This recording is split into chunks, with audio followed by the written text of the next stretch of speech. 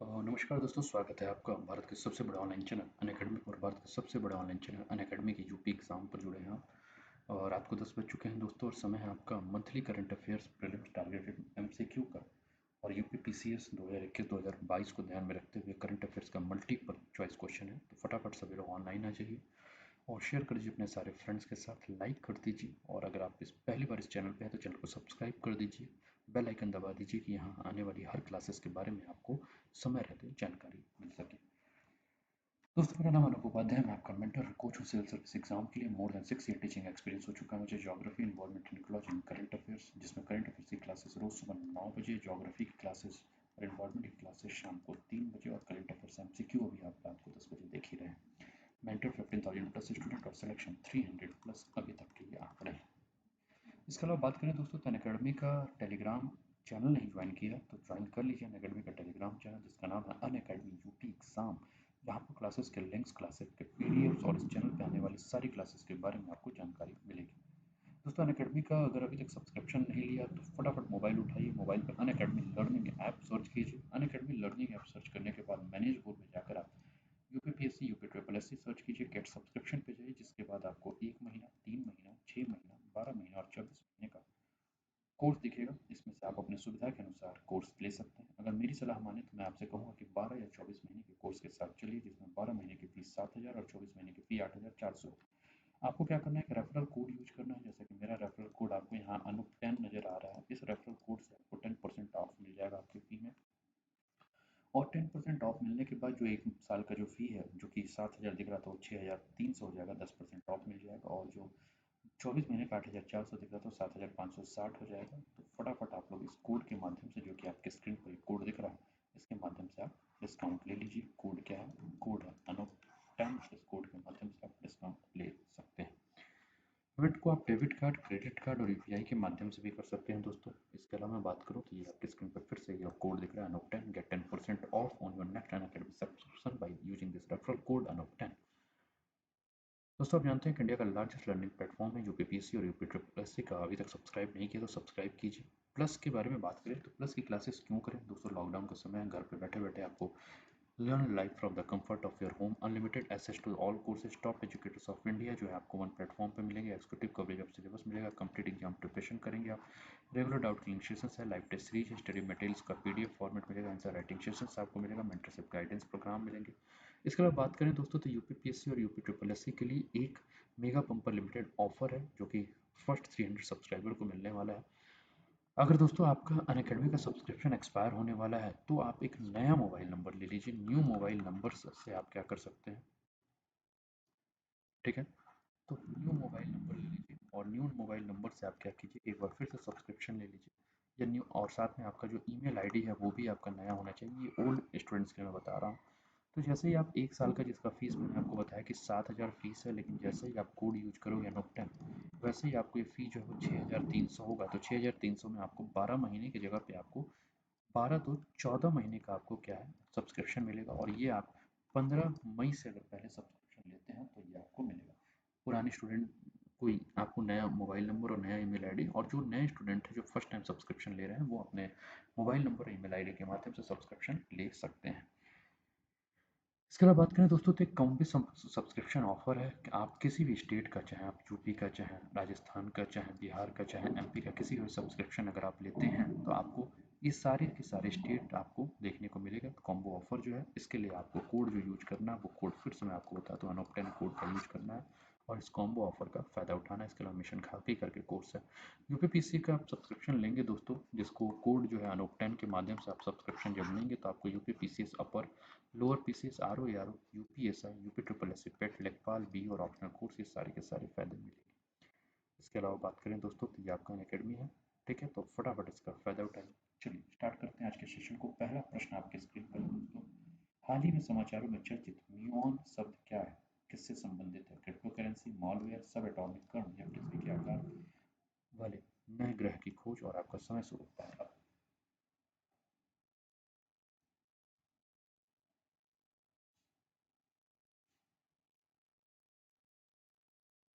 फटाफट उत्तर दीजिए।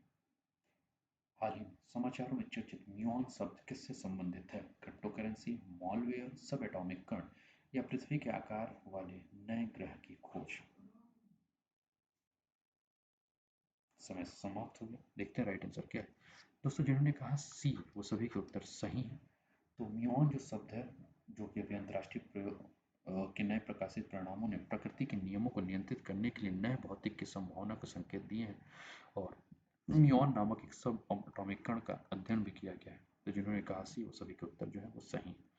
अगला प्रश्न है, लोक अदालत के संबंध में निम्नलिखित कथनों पर विचार कीजिए। पहला कथन है, प्रथम लोक अदालत अपने निर्णयों के लिए किसी भी वैधानिक समर्थन के बिना एक स्वैच्छिक और सुलह एजेंसी के रूप में आयोजित की गई थी। दूसरा है, लोक अदालत गांधीवादी सिद्धांतों पर आधारित है। तीसरा है, यह एक वैकल्पिक विवाद समाधान यानी कि ईडीआर प्रणाली है जो आम लोगों को अनौपचारिक और त्वरित न्याय प्रदान करती है। आपको बताना है तीनों में से कौन सा स्टेटमेंट जो है वो सही है, और आपका समय शुरू होता है अब।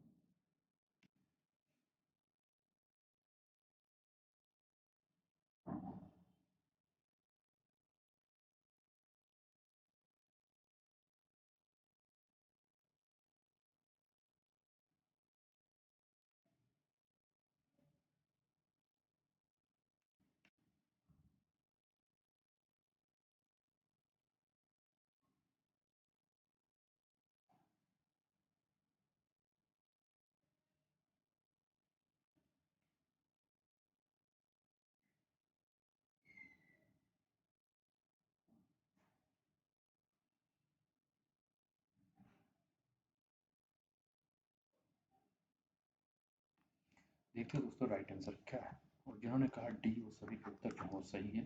प्रथम लोक अदालत का शिविर 1982 में गुजरात में अपने निर्णय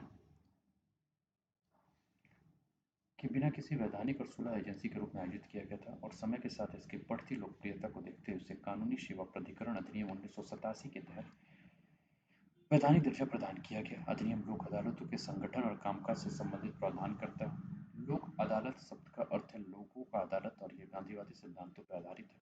यह एक वैकल्पिक विवाद समाधान प्रणाली है जो आम लोगों को अनौपचारिक और त्वरित न्याय जो है वो प्रदान करता है। ठीक है, तो जिन्होंने भी कहा डी वो सभी के उत्तर जो है मेरे दोस्त वो सही है। डी जो है आपका राइट आंसर। अगला प्रश्न, फेनी नदी के संबंध में निम्नलिखित कथनों पर विचार कीजिए। फेनी नदी का उद्गम पश्चिम बंगाल से होता है। पहला स्टेटमेंट। दूसरा, ये बंगाल की खाड़ी से गिरने से पूर्व बांग्लादेश से होकर बहती है। आपको बताना है राइट आंसर क्या है।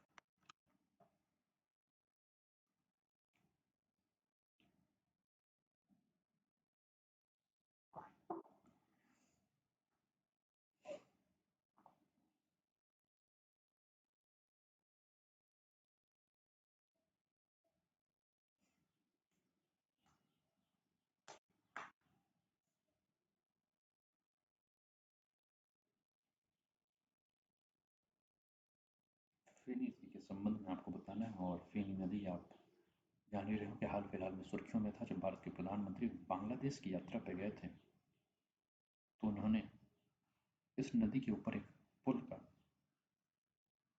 शिलान्यास किया, जो कि भारत और बांग्लादेश को जोड़ने का काम कर रहे हैं। दोस्तों जिन्होंने कहा बी वो सभी के उत्तर जो है वो सही है, और फेनी नदी दक्षिण पूर्व बांग्लादेश और त्रिपुरा में प्रवाहित होने वाली एक नदी है, और ये सीमा पारी नदी है जिसके अधिकारों को लेकर विवाद चल रहा है। फेनी नदी दक्षिण त्रिपुरा जिले से निकलती है और सबरूम शहर से होकर ये बांग्लादेश में प्रवेश करती है, जिसके बाद ये बंगाल की खाड़ी में जाकर विसर्जित होती है। अगला प्रश्न आपकी स्क्रीन पर है। निर्वाचन आयोग राजनीतिक दलों को चुनाव के उद्देश्य के लिए पंजीकृत करता है, और उन्हें किस या किन आधार पर राष्ट्रीय या राज्य दलों के रूप में मान्यता प्रदान करता है। आपके सामने ऑप्शन है, मतदाता के में प्रदर्शन सॉरी मतदान में प्रदर्शन, कैडर की संख्या, वित्तीय स्थिति, चुनाव लड़े जाने की संख्या। आपको बताना है कि राइट आंसर क्या है। ए, बी, सी या डी में से आपको राइट आंसर चूज करना है।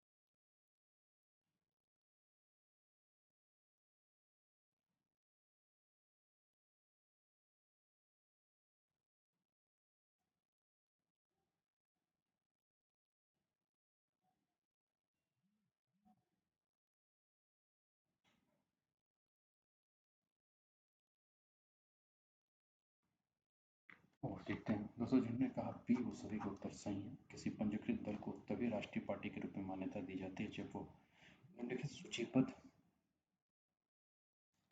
3 शर्तों में किसी एक को पूरा करती है। पहला, उसे कम से कम 3 अलग-अलग राज्यों में लोकसभा में 2% सीटें जीती होनी चाहिए। लोकसभा या विधानसभा के आम चुनाव में उस दल के किन्हीं 4 या अधिक राज्यों में 6% वोट प्राप्त करना चाहिए, और इसके अलावा उसे 4 लोकसभा सीटों में भी प्राप्त होनी चाहिए, और उसे 4 राज्यों में राज्य पार्टी के रूप में मान्यता प्राप्त होनी चाहिए। उसे 4 या अधिक राज्यों में मतदान में कुल वैध सीटों का लगभग कम से कम 8% जो है वोट मिलना चाहिए। ठीक है, अगला प्रश्न है, साइनोबैक्टीरिया के बारे में निम्नलिखित कथनों पर विचार कीजिए। साइनोबैक्टीरिया के संदर्भ में निम्नलिखित कथनों पर आपको विचार करना है। पहला, साइनोबैक्टीरिया सूक्ष्म जीव होते हैं जो सामान्यतः जल में पाए जाते हैं और कभी-कभी मृदा में भी पाए जाते हैं। दूसरा, सभी साइनोबैक्टीरिया विषाक्त पदार्थों का उत्सर्जन नहीं करते हैं। तीसरा, जलवायु परिवर्तन और बढ़ता वैश्विक तापमान साइनोबैक्टीरियल के अत्यधिक विकास को बढ़ावा देते हैं। आपको बताना है कौन सा स्टेटमेंट सही है।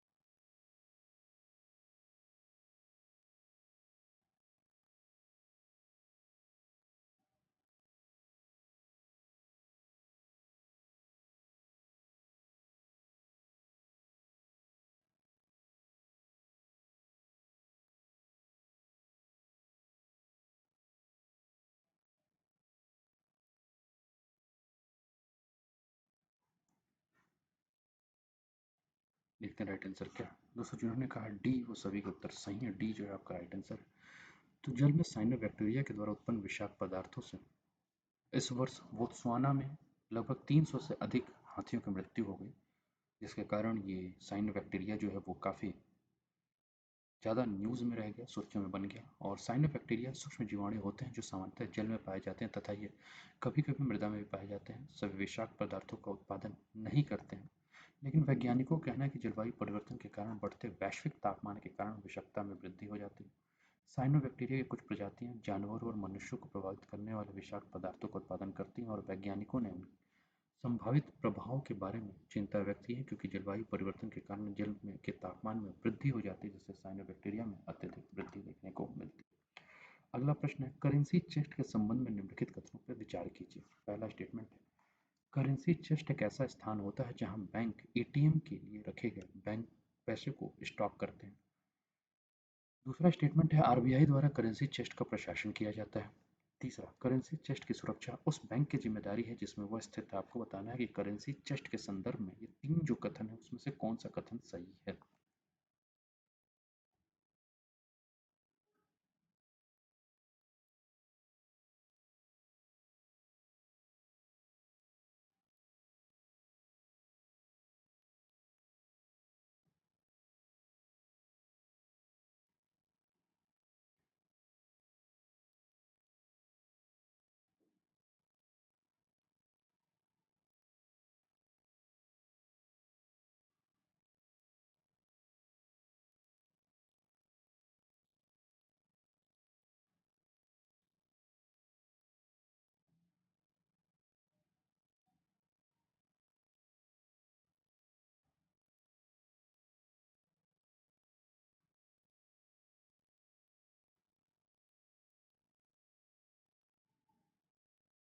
और समय समाप्त हो गया। तो जिन्होंने कहा बी वो सभी के उत्तर सही है, और करेंसी चेस्ट एक ऐसी जगह है जहां भारतीय रिजर्व बैंक बैंकों और एटीएम के लिए रखे गए धन का स्टॉक करता है। ये चेस्ट आमतौर पर बात करें तो विभिन्न बैंकों के परिसर में स्थित होते हैं, लेकिन आरबीआई के द्वारा ये प्रशासित होते हैं। करेंसी चेस्ट में मौजूद पैसा जो है आरबीआई का होता है, और करेंसी चेस्ट के बाहर जो स्ट्रांग रूम होता है वहाँ का जो पैसा है वो उस बैंक का होता है। अपराध की स्थिति में नकदी के नुकसान की वसूली कैसे की जाती है, इसके बारे में अगर हम बात करें तो निर्धारित दिशा निर्देश के अनुसार हम देखें तो बैंक जिसमें करेंसी चेस्ट स्थित है, करेंसी चेस्ट के नुकसान का पूरा उत्तरदायित्व वही बैंक होता है जिस पे वो करेंसी चेस्ट रखा गया है। करेंसी चेस्ट की सुरक्षा उस बैंक की जिम्मेदारी है जिसमें चेस्ट स्थित है, और भारतीय रिजर्व बैंक निर्धारित मानदंडों के अनुसार बैंक की सुरक्षा संबंधी खर्च की प्रतिपूर्ति करता है। अगला प्रश्न, निम्नलिखित में से कौन सा देश बिमस्टेक और आसियान दोनों के सदस्य हैं? म्यांमार, कंबोडिया, थाईलैंड और भूटान। आपको बताना कि राइट आंसर क्या है।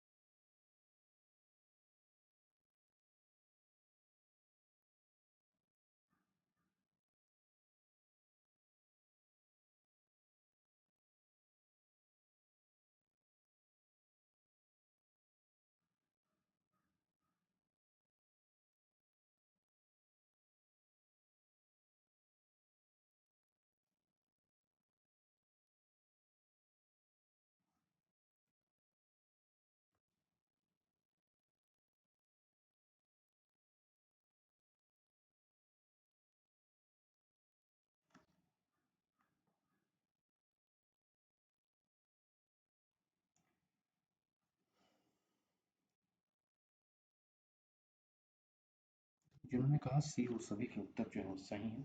और यहाँ अगर हम देखें सी यानी कि पहला और तीसरा, म्यांमार और थाईलैंड जो है आपका राइट आंसर है, ये आपका बिमस्टेक और आसियान दोनों के देश हैं। अगर हम यहाँ देखें दोस्तों तो ये आसियान कंट्री है, 10 कंट्री जो आसियान के मेंबर हैं, जो आपका Myanmar, Thailand, Cambodia, Singapore, Indonesia, Malaysia, Brunei, Vietnam, Philippines और लाओस। ये आपके 10 देश हैं जो कि आपके आसियान के मेंबर हैं। और इस आसियान देशों में से हम बात करें दोस्तों तो आपके जो दो देश थे, एक आपका म्यांमार और दूसरा थाईलैंड, जो कि आपका क्या है, बिमस्टेक के भी मेंबर हैं ये दो देश, म्यांमार और थाईलैंड। वैसे बिमस्टेक के जो सदस्य देश हैं उसके बारे में हम बात करें तो बांग्लादेश, भूटान, भारत, म्यांमार, नेपाल, श्रीलंका और थाईलैंड है। और इसमें से दो देश जो हैं आप एशियान और आपके बिमस्टेक दोनों के मेंबर हैं। अगला प्रश्न, हाल ही में समाचारों में चर्चित मैत्री सेतु किन देशों को जोड़ता है? भारत नेपाल, भारत भूटान, भारत बांग्लादेश, भारत म्यांमार। और आपका समय शुरू हो चुका है। आपको बताना है मैत्री सेतु अभी हाल फिलहाल में सुर्खियों में बना हुआ था, फैनी नदी के ऊपर बना हुआ है। क्लू मैं आपको दे दे रहा हूँ, फैनी नदी जो कि बांग्लादेश से होकर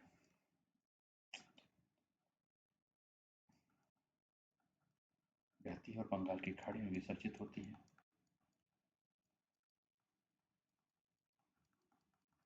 बिल्कुल सही जी, उन्होंने कहा भारत और बांग्लादेश, सभी के उत्तर जो है वो सही है। और हाल फिलहाल में हम देखें तो दक्षिण त्रिपुरा के सबरूम में फेनी नदी पर भारत बांग्लादेश मैत्री पुल, जिसे मैत्री सेतु था, उसका उद्घाटन किया गया। अगला प्रश्न है आपके स्क्रीन पर, भारत निर्वाचन आयोग के बारे में निम्नलिखित कथनों पर विचार कीजिए। यह सुनिश्चित करना कि इलेक्शन कमीशन ऑफ इंडिया का संवैधानिक दायित्व का कि चुनाव स्वतंत्र और निष्पक्ष रूप से संपन्न हो।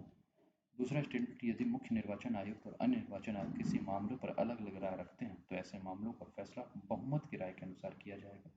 कि इसमें से आपको बताना है कि कौन सा स्टेटमेंट सही है, ए, बी, सी या डी।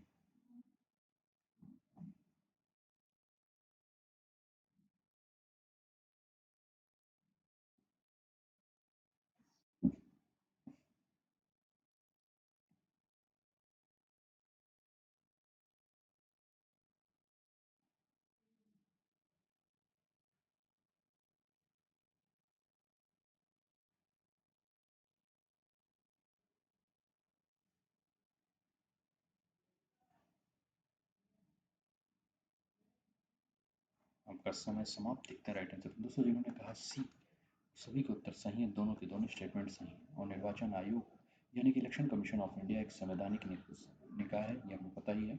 और जिसकी जिम्मेदारी क्या है कि चुनाव का संचालन किया जाए और उसका नियंत्रण करना, और ये सुनिश्चित करना कि इलेक्शन कमीशन ऑफ इंडिया जो है एक संवैधानिक दायित्व कि चुनाव स्वतंत्र और निष्पक्ष रूप से संपन्न हो।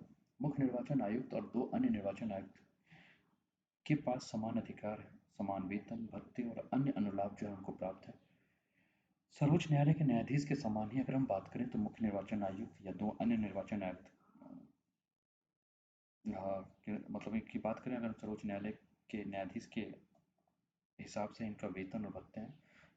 अब प्रश्न में एक स्टेटमेंट था कि मुख्य निर्वाचन आयुक्त और दोनों निर्वाचन आयुक्त के बीच में अगर मतभेद होगा तो उसको कैसे समझाया सुलझाया जाएगा, तो वो फैसला जो है बहुमत की राय के अनुसार उसको सुलझाया जाएगा। अगला प्रश्न है, विशेष आहरण अधिकार यानी कि स्पेशल ड्रॉइंग राइट्स का उपयोग किया जा सकता है। पहला, आईएमएफ सदस्य देशों के आधिकारिक भंडार के पूरक के रूप में। दूसरा, भुगतान संतुलन लेन देनों के सेटलमेंट हेतु। तीसरा, राजस्व घाटों को कम करने और अवसंरचना परियोजनाओं के वित्तीयन हेतु। आपको बताना है राइट स्टेटमेंट कौन सा है।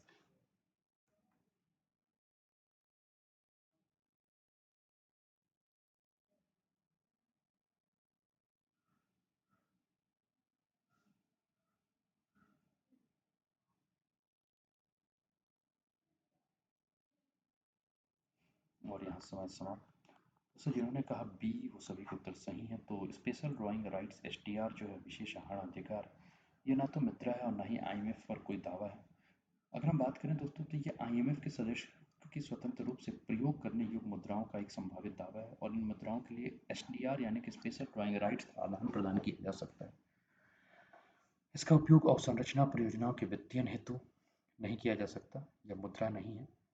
वही सरकार के घरेलू वित्तीय बिलों के भुगतान के रूप में भी इसका उपयोग नहीं किया जा सकता। एसडीआर यानी कि स्पेशल ड्राइंग राइट्स आवंटन, तरलता प्रदान करने और सदस्य देशों के आधिकारिक भंडार के पूरक के रूप में इसका भूमिका निभा सकता है। ठीक है, तो ये रहा दोस्तों आपका current affairs multiple choice question का सेशन। उम्मीद करता हूँ कि आपको पसंद आया होगा। और तो अपने फीडबैक ज़रूर दीजिए कि कैसा लगा आपको। क्लासेस को ज़्यादा से ज़्यादा लाइक और शेयर कीजिए अपने सारे फ्रेंड्स के साथ कि वो भी इस क्लास का एंजॉय कर सकें, उस क्लास का लाभ ले सकें। फिर हमारी मुलाकात होगी दोस्तों कल सुबह 9 बजे करंट अफेयर्स की क्लासेस में। इसके पहले आज सुबह 9 बजे करंट अफेयर्स की क्लासेस हुई हैं, अगर आप लोगों ने मिस किया तो उसको कर लीजिए। शाम को 3 बजे ज्योग्राफी की क्लासेस हुई हैं, उसको भी अगर आपने मिस किया तो उसको भी ज्वाइन कर लीजिए। सारी क्लासेस देख लीजिए, उसका फीडबैक ज़रूर दीजिए। चैनल को सब्सक्राइब कर दीजिए, लाइक कर दीजिए वीडियो को और ज़्यादा से ज़्यादा अपने फ्रेंड्स के साथ शेयर कर दीजिए। चलिए फिर से मुलाकात होगी कल सुबह 9 बजे। तब तक अपना ध्यान रखिए, स्वस्थ रहिए, तंदुरुस्त रहिए, हंसते रहिए, खेलते रहिए, मुस्कुराते रहिए, ज़िंदगी का आनंद लेते रहिए। ठीक है, तो चलिए कल मिलते हैं। तब तक अपना ध्यान रखिए। जय हिंद, जय भारत।